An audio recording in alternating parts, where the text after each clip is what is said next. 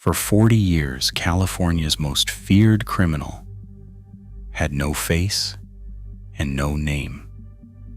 He committed more than 100 burglaries, 50 attacks, and 13 murders, then vanished completely in 1986. Police collected his DNA, but it matched no one because he had never been arrested. He knew police procedures perfectly. He always seemed one step ahead of every patrol. There was a reason for that. And in April 2018, detectives finally knocked on the door of a quiet, 72-year-old grandfather, led there not by a witness, not by a fingerprint, but by strangers on a genealogy website who never knew they were hunting a killer. In April 1974, a quiet agricultural town in the Central Valley became the staging ground for an unprecedented criminal campaign. Over 18 months, a phantom known as the Visalia Ransacker tore through more than 100 homes, tearing apart personal items and shattering the local sense of safety. Then, just as abruptly as he arrived, the ransacker vanished. By the summer of 1976, a new wave of violence struck miles to the north. In the suburbs of Sacramento, a masked intruder terrorized neighborhoods under a different name, the East Area Rapist. His methods were highly systematic, combining intense surveillance with terrifying home invasions. 3 years later, the crimes shifted once more, moving to Southern California. There, the offender escalated to homicide, earning the title of the original Night Stalker and leaving 13 people dead before his sudden disappearance in 1986.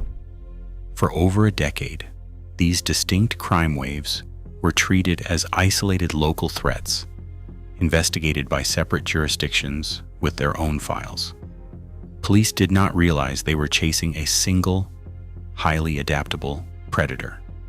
How did one man terrorize an entire state for 12 years without leaving a trace? The intruder never chose his targets at random. He spent weeks studying neighborhood layouts, mapping escape routes through greenbelts, parks, and canals. Before stepping inside a home, he disabled outdoor lights and unlocked back windows. Once inside, he unplugged telephone lines to prevent emergency calls and hid shoelaces under cushions, planning to use them as ligatures later. His timing was highly calculated. He memorized local patrol routes, changed his patterns based on shift changes, and understood exactly how long deputies took to respond to a distress call. When officers intensified patrols in one sector, he slipped into another, always staying one step ahead of the dragnet. This systematic execution raised a chilling theory. Investigators privately suspected that the offender had formal law enforcement training. He knew how police worked because he seemed to understand their tactics from the inside. Even years after the attack stopped, the terror continued. Some survivors received middle-of-the-night phone calls, hearing a familiar voice whisper that he still remembered them. Did the predator they were hunting carry a badge? In 1973, a newly minted police officer named Joseph James DeAngelo took an oath to protect the public in the Central Valley town of Exeter. For 6 years, DeAngelo wore a badge, transferring to the Auburn Police Department in 1976. His shifts and patrol areas matched the locations and timing of the terror campaigns perfectly. Yet his career ended not with an investigation into his violence, but with a petty theft. In 1979, DeAngelo was fired after shoplifting a hammer and a can of dog repellent from a hardware store.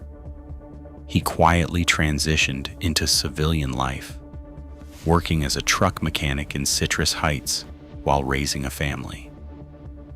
For nearly 40 years, his former departments never made the connection.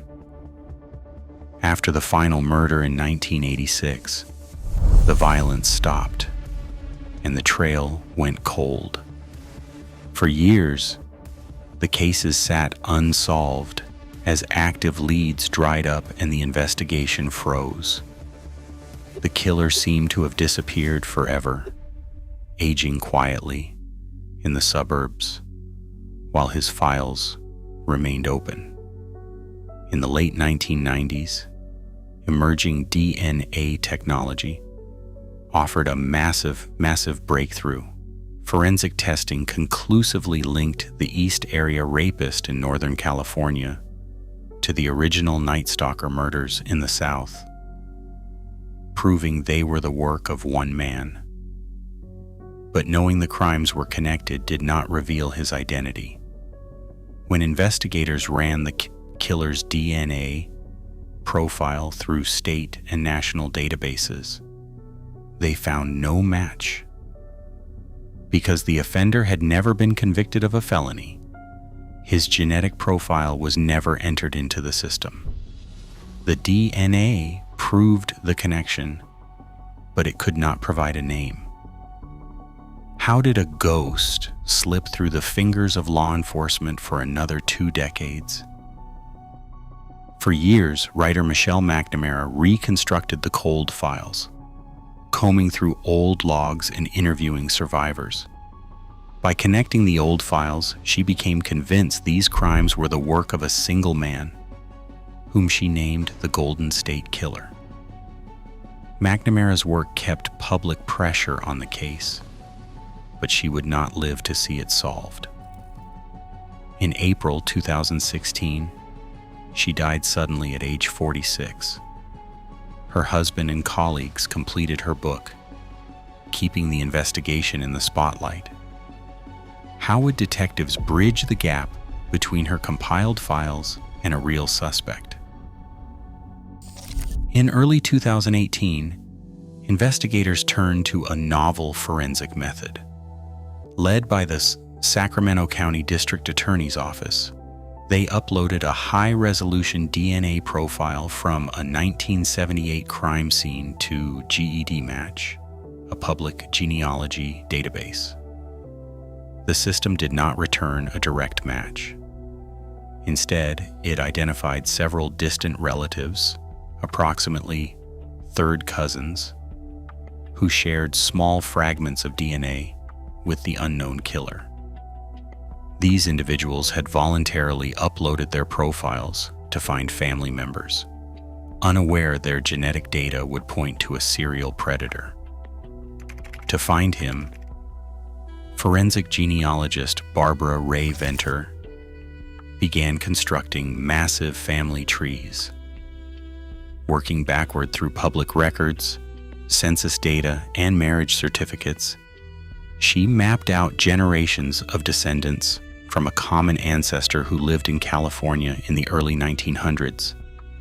Investigators then filtered these sprawling trees using geography and time frame.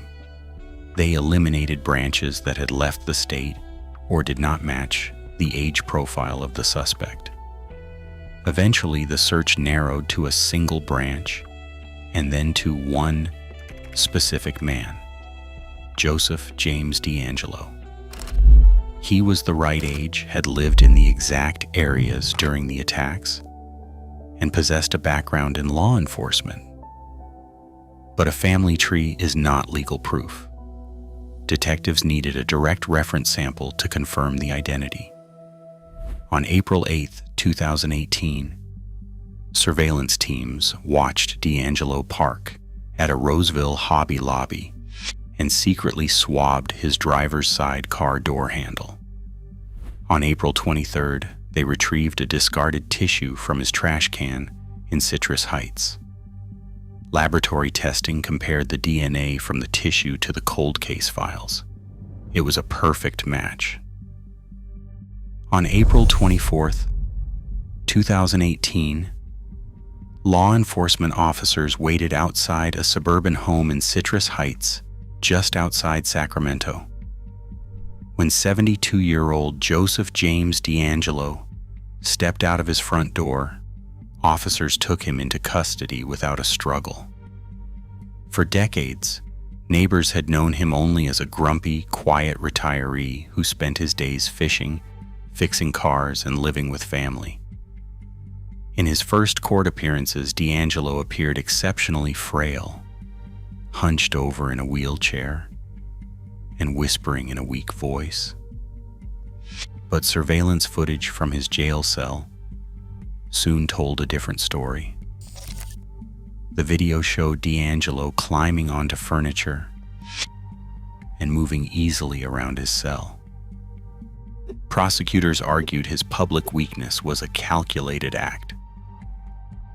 On June 29, 2020, 74-year-old Joseph James DeAngelo entered a makeshift courtroom to face his reckoning. To escape the death penalty, he pleaded guilty to 13 counts of first-degree murder and admitted to dozens of uncharged rapes and kidnappings. For days, survivors and grieving families stood feet from the former officer, detailing the decades of terror he had inflicted. The judge handed down multiple consecutive life sentences without the possibility of parole. DeAngelo would die in prison, but his identification ignited a genetic genealogy movement that has since solved hundreds of cold cases.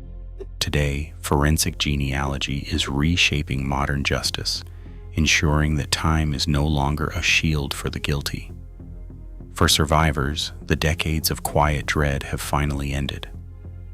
The truth eventually finds its way into the light. Join the conversation in the comments below.